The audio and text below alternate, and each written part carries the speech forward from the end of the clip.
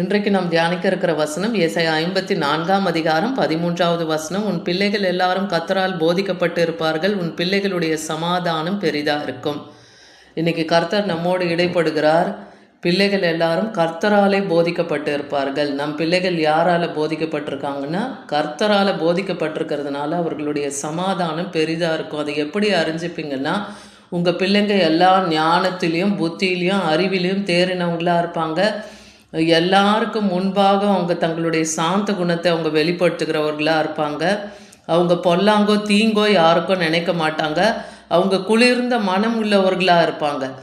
இதெல்லாம் எப்படி நடக்குதுன்னா, அவங்க கர்த்தரால் போதிக்கப்பட்டிருக்கிறதுனால தான் அவங்களுடைய சமாதானம் பெரிதாக இருக்குன்னு பார்க்குறோம். ஏன்னா எல்லாரும் தேவனால் போதிக்கப்பட்டிருப்பாங்கன்னு யோவான் 6:45 பார்க்குறோம். இது தீர்க்கதரிசன ஆகமத்தில் எழுதியிருக்கு.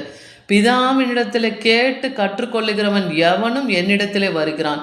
எந்த ஒரு காரியமும் நன்மையும் ஈவும் எங்கேருந்து வருகிறது? நமக்கு பரத்திலிருந்து ஜோதிகளின் பிதாவினிடத்திலிருந்து வருகிறது என்று வேதம் சொல்லுகிறது. அப்போ அவரிடத்திலிருந்து கற்றுக்கொண்டு தேர்ந்து வருகிறவன் என்னிடத்திலும் வருகிறான்னு ஆண்டவராகிய இயேசு கிறிஸ்து சொல்கிறார். அதே போல் பிலிப்பியர் 4ஆம் அதிகாரம் 7ஆம் வசனத்தில் பார்க்குறோம், நம்முடைய பிள்ளைகளுக்கு எப்படி சமாதானத்தை தராருன்னா, எல்லா புத்திக்கும் மேலான தேவ சமாதானத்தை உங்கள் இருதயங்களையும் உங்கள் சிந்தனைகளையும் கிறிஸ்து இயேசுக்குள்ளாக காத்து கொள்ளும்னு சொல்கிறார். அப்போது அந்த எல்லா புத்தியுக்கும் மேலான அந்த சமாதானம் ஒவ்வொருவரோட இருதயங்களிலும் சிந்தனையிலும் கிறிஸ்து இயேசுக்குள் அது காத்து கொள்ளப்படும்னு வேதவசனம் சொல்லுகிறத பார்க்குறோம். அதே போல் வேதத்தை நேசிக்கிறவர்களுக்கு மிகுந்த சமாதானம் உண்டு. சங்கீதம் 119 165 பார்க்குறோம். யாருக்கு அந்த சமாதானத்தை தரார்? உங்கள் பிள்ளைங்க கர்த்தருடைய வேதத்தை தினமும் நேசிக்கிறாங்களா, வேதத்தை வாசிக்கிறாங்களா, அப்படிப்பட்டவர்களுக்கு தேவ சமாதானம் இருக்கும். அவங்களுக்கு ஒருபோதும் தேவன் இடரில் இல்லைன்னே சொல்கிறார்.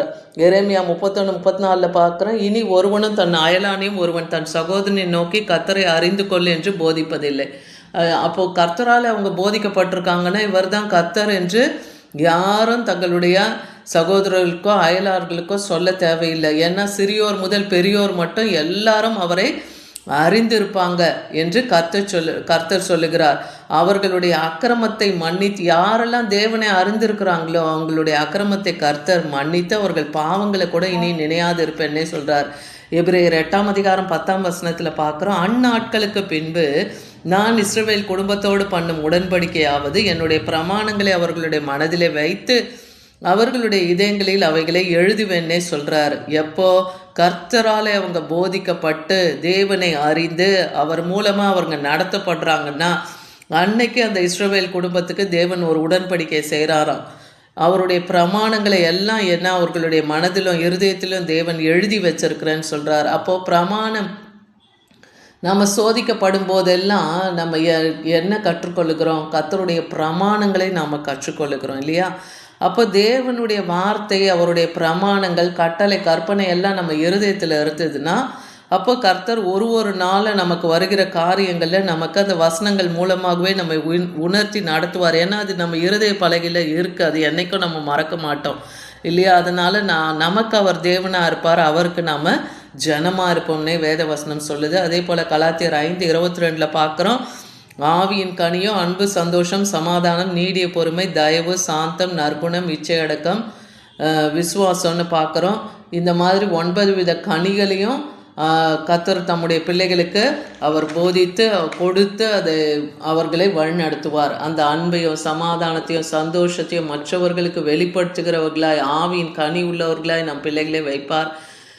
அதே போல் யோவான் 14ஆம் அதிகாரம் 26 27 வசனத்தில் பார்த்தீங்கன்னா, என் நாமத்தினாலே பிதா அனுப்ப போகிற பரிசுத்த ஆவியிலே தேற்றரவாளனே எல்லாவற்றையும் உங்களுக்கு போதித்து. அப்போ யார் நமக்கு போதித்து வழிநடத்துவான்னா தேற்றரவாளன், அவர் தான் பரிசுத்த ஆவியானவர். அவர் நம் பிள்ளைகளை போதித்து அவங்க நடக்க வேண்டிய வழி அவங்களுக்கு காண்பித்து அவங்கள கர்த்தர் வழிநடத்துவார். அதே போல் போதித்து நான் உங்களுக்கு சொன்ன எல்லாவற்றையும் உங்களுக்கு நினைப்பூட்டுவார். கர்த்தர் நமக்கு எதெல்லாம் போதித்து இருக்கிறாரோ அதையெல்லாம் பரிசுத்த ஆவியானவர் பிள்ளைகளுக்கு நினைப்பூட்டுவார். அவர்களுடைய சமாதானம் எப்படி இருக்கும்? கர்த்தர் தன்னுடைய சமாதானத்தை அவர்களுக்கு கொடுக்கிறார் இல்லையா? உலகம் கொடுக்குற பிரகாரமாக இல்லை, நான் உங்களுக்கு கொடுக்கறது இல்லை, உங்கள் இருதயம் கலங்காமலும் பயப்படாமலும் இருக்கும். அப்போ கர்த்தரால் போதிக்கப்பட்ட பிள்ளைகளுடைய மனம் எப்படி இருக்கும்னு முதல்லே சொன்னேன் இல்லையா? அவங்க கலங்கவும் மாட்டாங்க, பயப்படவும் மாட்டாங்க. ஏன்னா கர்த்தருக்குள் அவங்க நடத்தப்படுறதுனால அந்த பயம் கலக்கம் அவங்களுக்குள்ள காணப்படாது. அவங்க தெளிந்த புத்தி உள்ளவர்களாகவே இருப்பாங்க. ரோமர் 15:11 பார்க்குறோம், புறஜாதிகள் எல்லாரும் கர்த்தரை துதியுங்கள், ஜனங்கள் எல்லாரும் அவரை புகழுங்கள் என்று சொல்லுகிறார். அப்போ நாம் இன்னைக்கு என்ன பண்ணோம்? தேவனை துதிக்கணும், அவரை பாடணும், அவரை மகிமைப்படுத்தணும். அப்படி நாம் தேவனுக்குள்ளாக மகிழ்ந்து களி கூறும்போது நம் பிள்ளைகளையும் தேவன் போதித்து வழிநடத்துவார், அவர்களுக்கு சமாதானத்தையும் தருவார். ஏசாயா 26:3 பார்க்குறோம், உம்மை உறுதியாய் பற்றி கொண்ட மனதை உடையவன் உண்மையே நம்பி இருக்கிறபடியினால் நீர் அவனை பரிபூர்ண சமாதானத்தோடு காத்து கொள்வீர்னே வசனம் சொல்லுது. அப்போ கர்த்தரை நம்பி இருக்கீங்கன்னா கர்த்தர் உங்களுக்கு என்ன பூரணமான சமாதானத்தோடு உங்களை காத்து வழிநடத்துவார். அவரை மாத்திரம் பற்றி கொண்டு இருங்க. அதே போல் ரோமர் 5:1 பார்க்குறோம், நம் விசுவாசத்தினாலே நீதிமான் ஆக்கப்பட்டிருக்கிறதுனால கிறிஸ்து இயேசு மூலமாக தேவனிடத்தில் நாம் சமாதானம் பெற்றிருக்கிறோம். எப்படி நம்ம நீதிமானாக்கப்பட்டிருக்கோம்? விசுவாசத்தினாலே நாம் நீதிமானாக்கப்பட்டிருக்கோம். ஏன்னா ஆபிரகாம் விசுவாசத்தினாலே நீதிமானாக்கப்பட்டார். அவர் கிரியையினால் அந்த விசுவாசத்தை காண்பித்ததுனால அவர் நீதிமானாய் விளங்கினார்னு பார்க்குறோம். அதே போல் இயேசு கிறிஸ்து மூலமாக தான் தேவனிடத்திலேருந்து நாம் அந்த சமாதானத்தை நாம் பெற்றுக்கொள்ள முடியும்.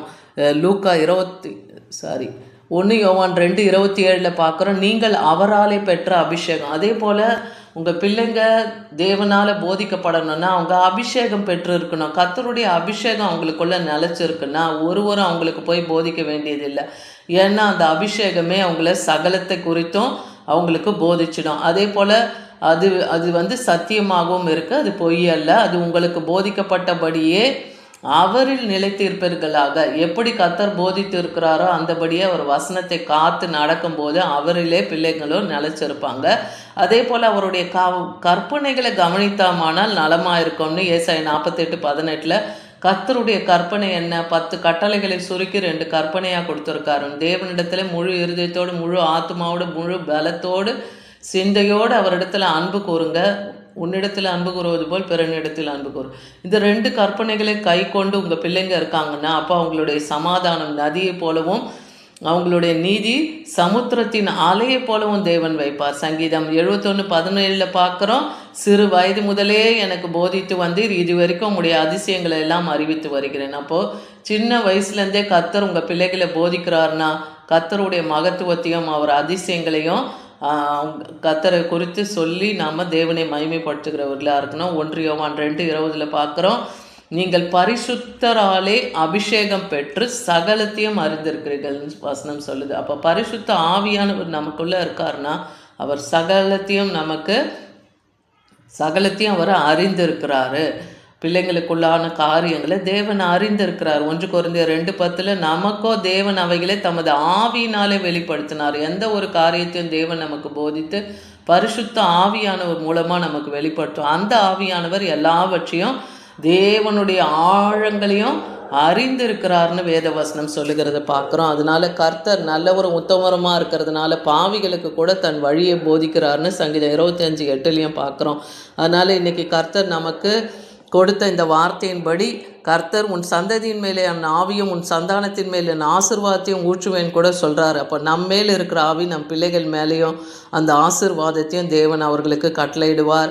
ஏன்னா தேவன் பிள்ளைகளை வழிநடத்துகிறார்னா அவங்களுடைய வாழ்க்கை அமைதியாகவும் செழிப்பாகவும் காணப்படும். அவர் மேலே அவங்க நம்பிக்கையை வைக்கும்போது அவர்களுக்கு தேவன் அறிவையும் வழிகாட்டுதலையும் பிள்ளைகளுக்கு போதிப்பார். அவர்களுடைய வாழ்க்கையும் செழிப்பாக இருக்கும். ஆமேன்.